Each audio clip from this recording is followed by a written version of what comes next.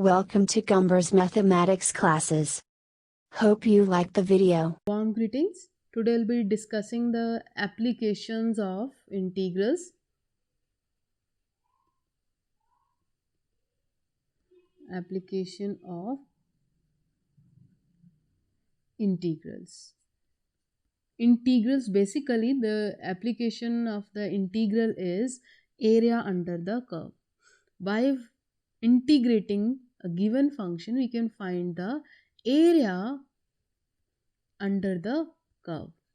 If we have any of the curve and if we'll integrate this function, we'll be getting the area enclosed between the axis and that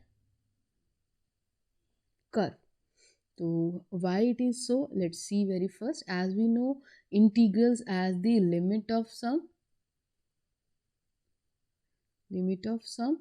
So here we can see that this is the collection of many very small areas. If we divide this complete area in thin stripes, then the area under the curve is equal to the sum of these stripes. And if we'll consider only one of the stripe, the area we can consider in the form of rectangle whose length is equal to, whose height is equal to the y function itself, and this small distance, small change, we can term it as d of x. And the area of this stripe is equal to, as it is a rectangular, length into breadth, or we can say y into dx. And if we have to find total, then we have to find the sum from limit a to b, or with the help of limit of sum integrals, we can write it as from a to b the area under the curve is equal to y dx. For better understanding, let us consider one of the example. Let us consider an example to find the area enclosed by this curve. And if you observe, this is nothing else other than a circle, and we'll draw the circle for this rough sketch of this given equation.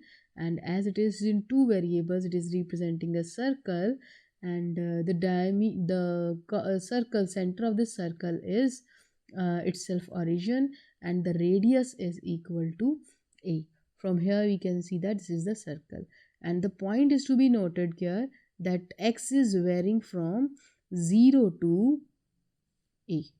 If we'll consider this only, so it is varying from 0 to a. Therefore, the limit will vary from 0 to a, as it is covering from 0 to a.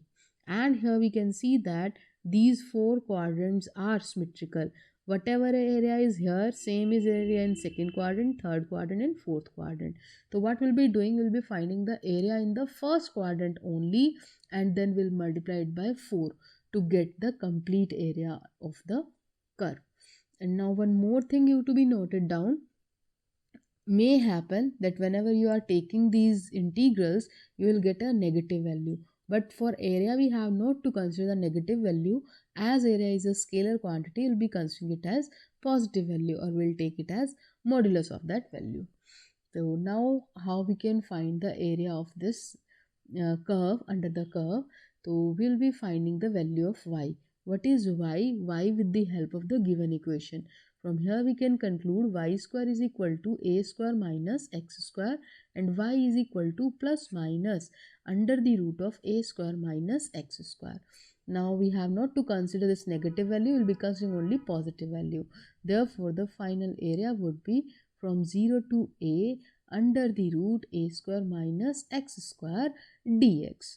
Now with the help of the integrals, we can write this integral as 4 times of x by 2 under the root a square minus x square plus a square by 2 sine inverse x by a from 0 to a. Now we'll be putting the limits one by one, and we'll be getting 4 times of. When we'll put here a as x as a, the term inside the square root will become 0. Therefore, we are writing here 0.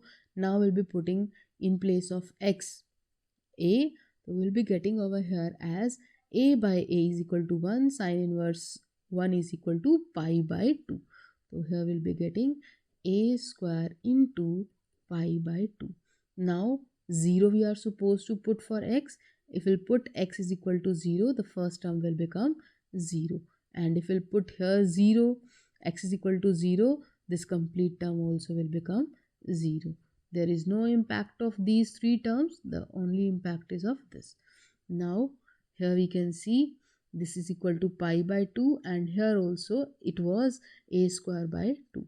Now 4 into a square pi by 4, and it can be written as pi a square is the area of this curve. Now this can be verified with the simple calculation also, as we have known, as we know that this is the circle with radius a, its area would be pi r square, that is equal to pi a square, which is given by our integrals also. Hence, okay. Thanks for watching.